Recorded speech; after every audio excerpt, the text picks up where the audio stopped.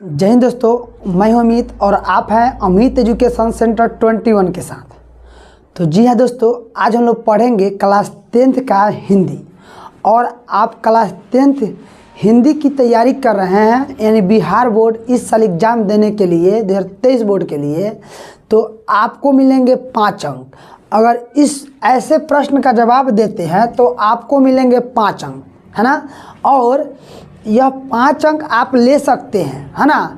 अगर आपको पूरा सब कुछ याद है तो आपको 5 नंबर लेने में कोई दिक्कत नहीं है। तो हम आपको आज सिखाएंगे कि कैसे आपको 5 अंक मिलेंगे। और निश्चित इस ट्रिक से अगर आप लिखते हैं, अगर आपको प्रश्न का उत्तर याद भी नहीं है, अगर इसका जवाब देने नहीं भी आता है, अगर इस ट्रिक से कार्य करते हैं तो आपको 5 अंक में से कम 2 से 3 नंबर मिलना बहुत आसान है, ठीक है ना। और आपको मिलेंगे ही, ठीक है ना। तो सबसे हिंदी में आप एग्ज़ाम देंगे तो लास्ट में आपको दिया रहता है सबसे नीचा कि व्याख्या कीजिए, लिखा रहता है ना। तो उसी का आज हम ट्रिक लेकर आए हैं ना, ट्रिक लेकर आए हैं। अगर आप हमारे वीडियो के अंत तक बने रहेंगे तो हम आपको ट्रिक से सिखा देंगे कि इसका मतलब क्या होता है। तो चलिए दोस्तों, क्लास 10th का है, व्याख्या करें, यानी दे देगा आपको एग्जाम में और कहेगा इसका अर्थ लिखिए, कह देगा कि दे देगा, कहेगा इसका अर्थ लिखिए। तो इसमें हम 3 लिखे हैं, कितना लिखे हैं 3। और ये तीनों को कैसे सजा कर लिखेंगे कि बिहार शिक्षा बोर्ड से आपको पूरे अंक मिल सकें, ये तीनों पर हम आपको सिखाएंगे, ठीक है ना। तो सबसे पहले अगर आपको एग्जाम में कहीं है दे दे कि राम नाम बीनू बिरथे जगी जन्मा आ बीखू खाए बीखू बोले बीनू नवए नी फलू मटी भरमाना, है ना, मटी भरमाना। अगर कह देगा कि इसका अर्थ लिखें, मतलब दोस्तों आपसे एग्जाम में आपको प्राय पूछता है, और आप अगर आपको पता अभी तक नहीं होगा तो आप पिछले पेपर यानी 2022 में जो मैट्रिक का जो लड़के एग्ज़ाम दिए थे उसका हिंदी पेपर लेंगे और लास्ट में जाएंगे, है ना।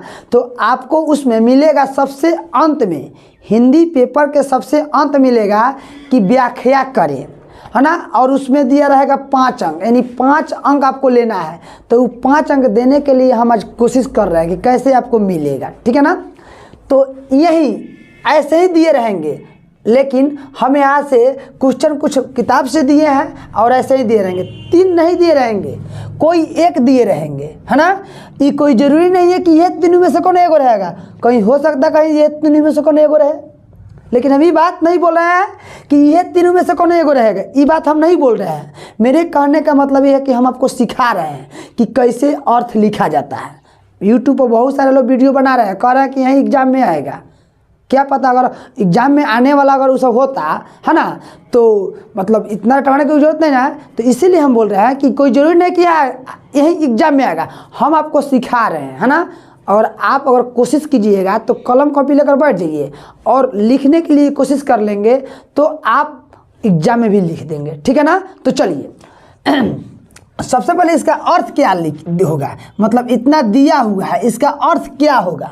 तो सबसे पहले जानते हैं, राम के मतलब राम होता है, नाम के मतलब नाम होता है, बीनू के मतलब बीना, बीनू के मतलब बीना, बिरथे मतलब व्यर्थ, जगी मतलब जगत, जन्म मतलब जन्म लेना, बीखू मतलब बीख जैसे, खावे मतलब खाना, बीखू मतलब बीख जैसे, बोले मतलब बोला, बीनू मतलब बीनू, नव मतलब नव, नी फलू मतलब बेकार, मटी मतलब मत्ती, भ्रमणा मतलब घूमना।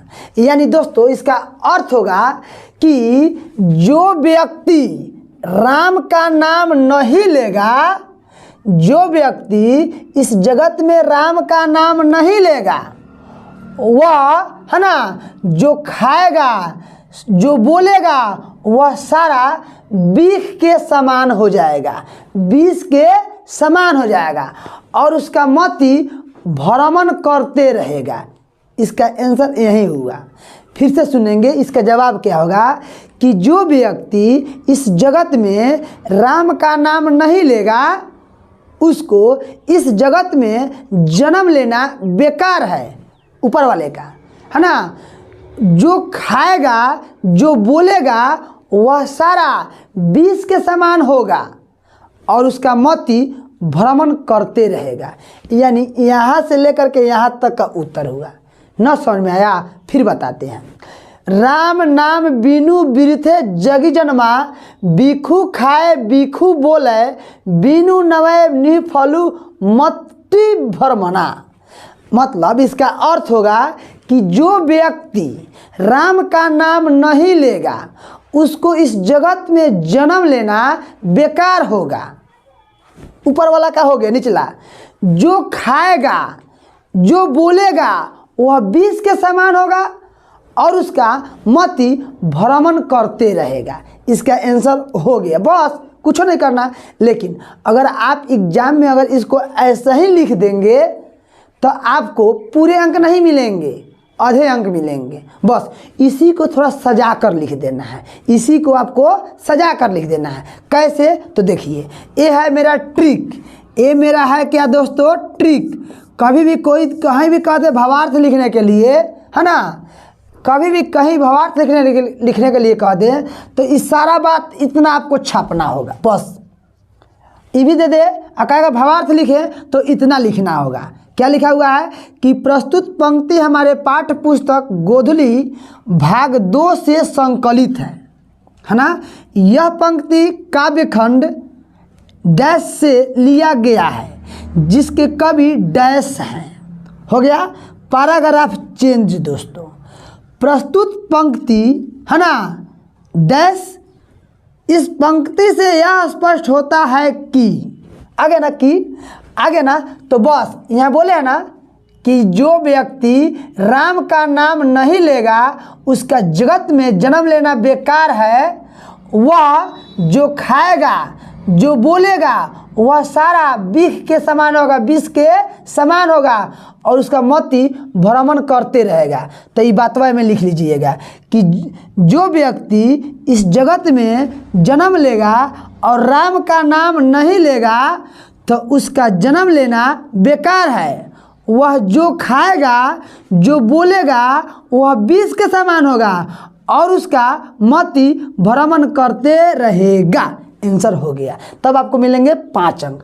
अब आप कहिएगा कि सर इसमें क्या भराएगा, इसमें क्या भराएगा, इसमें क्या भराएगा और इसमें क्या भराएगा, ये बतवा नहीं बताया है। तो चलिए कोई भी भावार्थ दे दे या व्याख्या करने के लिए दे दे तो हमको सब में ये स्ट्रक्चर लिखना होगा। समझ में आ रहा है ना? सब में ये स्ट्रक्चर लिखना होगा, कोई दिक्कत नहीं है। चलिए तो यह जो पंक्ति जो लिया गया दोस्तों आपके पाठ्य पुस्तक गोधली के है ना हिंदी से लिया गया है। और आप देखिए यह जो पंक्ति है गोधली से लिया गया है। इसके देखेंगे यहाँ से ध्यान देंगे, दिया है ना, यहाँ पे दिख रहा है ना, गुरु नानक है ना, यहाँ लिखा हुआ है राम नाम बिनु बिरथे जगी जन्मा, लिखा हुआ है ना। तो बस यही लिख देंगे। यह जो यहाँ लिखा है राम नाम बिनु बिरथे जगी जन्मा लिखा है ना, देखिए यहाँ है ना, है। तो बस इसमें लिखेंगे प्रस्तुत पंक्ति हमारे पाठ्य पुस्तक गोधली भाग 2 से संकलित है। यह पंक्ति काव्यखंड, काव्यखंड का मतलब इसका नाम लिख देंगे, इसका नाम लिख देंगे राम नाम बिनु बिरथे जगी जन्मा। इसमें लिख देंगे 1 नंबर में राम नाम बिनु बिरथे जगी जन्मा से लिया गया है। कोई दिक्कत? जिसके कवि मतलब एकर कवि जो लिखे हैं पूरा काव्यखंड, इसके कवि गुरु नानक जी हैं। यहाँ लिखेंगे जिसके कवि गुरु नानक जी हैं। कोई दिक्कत? बस अब आएंगे पैराग्राफ चेंज करके, यहाँ लिखेंगे प्रस्तुत पंक्ति, कुछ नहीं करना है। प्रस्तुत पंक्ति अब पूरा यहाँ से लेके यहाँ तक इस लाइनवा में 3 लाइनवा में उतार देंगे। मतलब यहाँ से लेके जो आपको देगा एग्जाम में व्याख्या करने के लिए वह आपको 3 नंबर में उतार देना है। तो आप कहें सर जगह कम है, तो कोई बात नहीं, आप जगह बढ़ा लीजिएगा। यानी पूरा 1 लाइन नहीं, यहाँ से लेकर यहाँ तक, ये नहीं कि यहाँ तक, यहाँ से लेकर के यहाँ तक, यानी इसमें 3 नंबर में उतार लेंगे। हो गया ना? अब फिर उसमें लिखेंगे ये लिखा रहेगा। इस पंक्ति से यह स्पष्ट होता है कि, बस इसका हिंदी बताया ना, कि जो व्यक्ति राम का नाम नहीं लेगा उसका जगत में जन्म लेना बेकार है। वह जो खाएगा जो बोलेगा वह सब विष के समान होगा और उसका मोती भ्रमण करते रहेगा। आंसर हो गया, आपको मिलेंगे 5 अंक, नहीं कोई काट सकता है। बोलिए समझ में आया कि नहीं आया, जल्दी बोलेंगे दोस्तों, समझ में आया ना, रहने दो। चलिए अब अगला देखते हैं। इसका भावार्थ समझ गए, अब इसका देखते हैं दोस्तों।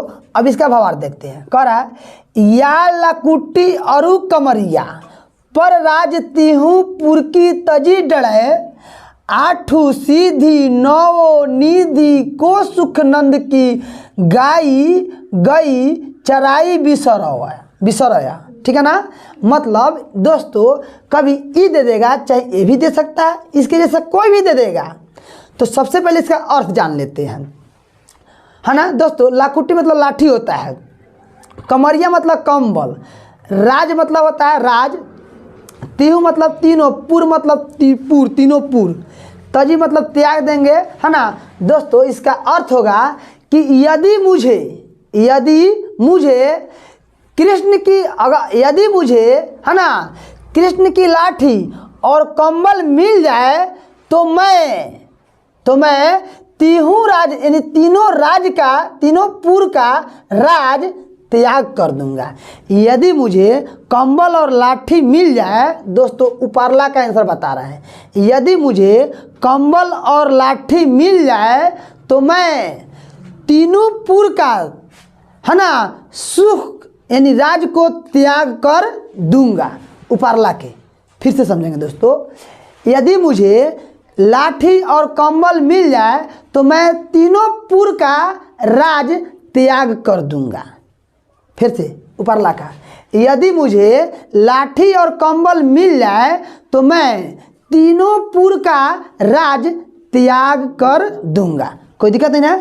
अब नीचे आएंगे। आठू सीधी नौ निधि को सुखनंद की गई चराई बिसरैया। मतलब अगर हमको नंद जी की गाय चराने के लिए मिल जाए, यदि मुझे नंद जी की गाय चराने के लिए मिल जाए तो हम आठों सीधी और 9 निधि का सुख भुला जाऊंगा। फिर से दोस्तों, है ना, फिर से यहाँ से, है ना, यहाँ से, यदि मुझे नंद की गाय चराने के लिए मिल जाए तो मैं आठों सीधी और 9 निधि का सुख भूल जाऊंगा। ऊपर से एक बार फिर से, यदि मुझे लाठी और कंबल मिल जाए तो मैं तीनों लोक का राज त्याग कर दूंगा, है ना। यदि मुझे कृष्ण की गाय चराने के लिए मिल जाए तो मैं आठों सीधी और 9 निधि का सुख त्याग देंगे, छोड़ देंगे। दोनों का उत्तर हो गया, कोई दिक्कत नहीं ना है। आपसे कभी पूछेगा या लकुठी अरु कमरिया पर राज के तिहुपुर के तजी डरे, आठू सीधी 9 निधि के सुखे नंद की गई चरे बिसरैया। मतलब पूरा का अर्थ, यदि मुझे लाठी और कंबल मिल जाए तो मैं तीनों लोक का राज त्याग कर दूंगा, और मुझे नंद की गाय चराने के लिए मिल जाए तो मैं आठों सीधी और 9 निधि का सुख त्याग कर दूंगा। समझ में आया ना। तो बस इसका भी दे देगा व्याख्या करने के लिए। तो दोस्तों क्या कीजिएगा, फिर वहीं प्रस्तुत पंक्ति हमारे पाठ्य पुस्तक गोदली भाग 2 से संकलित है। यह पंक्ति काव्य खंड, अब देखिए ये कहाँ से लियल गेल बाटे। तो दोस्तों ये कहाँ से लियल गेल बा, तो ध्यान देंगे दोस्तों, ये कहाँ से लिया गया है। देखिए यहाँ पे इसमें है दोस्तों, यहाँ पे है या लकुटी अरु कमरिया, है ना। तो ये कहाँ से लिया गया है, कलिल के कुंजन ऊपर 12। तो लिखिएगा यह पंक्ति काव्य खंड, है ना, कलिल के कुंजन ऊपर 12, कलिल के कुंजन ऊपर 12 से लिया गया है, जिसके कवि का नाम क्या है दोस्तों, रसखान हैं। प्रस्तुत पंक्ति मतलब यहाँ से लेके और यहाँ तक, इस पंक्तिया में पूरा 3 लाइन भर देंगे, जहाँ तक होगा वहाँ तक, और लास्ट में लगा देंगे हैं। खुद लगा देंगे है। उसके बाद में पैराग्राफ उसके बाद लिखेंगे इस पंक्ति से यह स्पष्ट होता है कि, बस यदि मुझे लाठी और कंबल मिल जाए तो मैं तीनों लोक का सुख या राज त्याग कर दूंगा, होगा ना। और मुझे कृष्ण की गाय चराने के लिए मिल जाए तो मैं 8 सीधी और 9 निधि का सुख भुला जाऊंगा। ओके, आपको मिलेंगे 5 अंक। कोई दिक्कत तो बोलिएगा दोस्तों, अगर दिक्कत हो तो बोलिएगा। बोलिए, इस तरह आप लिखने के लिए तैयार हैं? अगर तैयार है तो आप लोग कॉपी पर नोट कर लेंगे, अगर आपको अच्छा लग रहा है तो नोट कर लेंगे। तो 2 हो गया, यानी आपको सीख गए। सीखे कि नहीं सीखे? उम्मीद करते हैं कि सीख गए होंगे। तीसरा चलते हैं दोस्तों। तीसरा है कि मनुज भारती देखी को सकत नहीं पहचान, मुसलमान हिंदू की धो के है एक क्रिस्तान। दोस्तों ये भी देगा, इसमें से कोनो एगो एग्जाम में दिया रहेगा। हो सके कहीं ये दे दे, हो सके। हम कोई भगवान थोड़े ऐसे कह देंगे ये दे देगा। हम कहा कहें, हम आपको अभी सिखा रहे हैं, कहीं हो सके दे दे। आखिर हमें कुछ हुआ है तभी तो ये 3 वो लिखे हैं ना। तो कोशिश कीजिएगा, अगर यादें कर लीजिएगा तो क्या हो जाएगा, आपको तो बर्बाद तो नहीं करेगा, याद तो कुछ खराब तो नहीं करेगा। यादें कर लीजिए, कोई दिक्कत नहीं।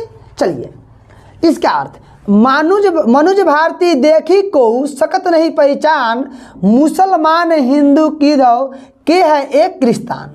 मतलब दोस्तों इसका अर्थ क्या होगा आपको बताना होगा, और कहेगा कि भावार्थ लिखें, और आपको एग्जाम में मिलेंगे 5 अंक अगर इसका अर्थ लिखते हैं तब। तो फिर ट्रिक वहीं लगाएंगे। तो पहले इसका अर्थ जान लेते हैं। मनुज मतलब होता है मनुष्य, भारती मतलब भारतीय, देखी मतलब देखना, को मतलब कोई, सकत मतलब सकना, नहीं मतलब नहीं, पहचान मतलब पहचानना। मतलब दोस्तों मनुज मतलब होता है मनुष्य, भारती मतलब भारतीय, देखी मतलब देखना, को मतलब कोई, सकत मतलब सकत, नहीं मतलब नहीं, पहचान के मतलब पहचान। मतलब दोस्तों कहा जा रहा है कि भारतीय मनुष्य को देखकर को मतलब कोई नहीं पहचान सकता है। भारतीय मनुष्य को देख करके कोई नहीं पहचान सकता है। भारतीय मनुष्य को देख करके कोई पहचान नहीं सकता है कि मुसलमान है, कि हिंदू है, कि क्रिस्तान है, कि ईसाई है। इसका अर्थ यही हुआ, ठीक है ना। बस इसी को लिख देंगे यहाँ पे। प्रस्तुत पंक्ति हमारे पाठ्य पुस्तक गोधली भाग 2 से संकलित है। यह पंक्ति काव्य खंड अभी कहाँ से लेवल गया बा तो समझिए दोस्तों, हम आपको बता रहे हैं ये कहाँ से लिया गया है। तो देखिए यहाँ पे आपको दिख रहा होगा, स्क्रीन पर दिख रहा है ना यहाँ पे मनुज भारती। तो ये कहाँ से लिया गया दोस्तों? स्वदेशी से। तो यहाँ पे हम स्वदेशी भर देंगे, से लिया गया है। जिसके कवि इसके कवि कौन है? बद्री नारायण चौधरी प्रेमघन। तो लिखेंगे यहाँ पे बद्री नारायण चौधरी प्रेमघन, कोई दिक्कत नहीं ना है। फिर नीचे पैराग्राफ चेंज करके लिखेंगे प्रस्तुत पंक्ति ये पूरा यहाँ से लेके यहाँ तक उतार देंगे, लास्ट में लगा देंगे है, कोई दिक्कत। फिर लिखेंगे इस पंक्ति से यह स्पष्ट होता है कि, यहाँ से कि कोई भी व्यक्ति, इसका अर्थ लिखेंगे कि कोई भी व्यक्ति भारतीय मनुष्य को देखकर नहीं पहचान सकता है कि वह हिंदू है कि मुसलमान है, सिख है कि ईसाई है, क्योंकि सभी का ड्रेस है ना, सभी का पोशाक विदेशी हो गया है। सभी का पोशाक क्या हो गया है? विदेशी। बस समाप्त। आपको मिलेंगे 5 अंक। तो दोस्तों उम्मीद करते हैं कि आपको सारी बातें समझ में आ गई होगी। अगर आपको समझ में आ गई होगी, अच्छा लगे तो सब्सक्राइब करें और अपने दोस्तों में शेयर करें। और थैंक्स।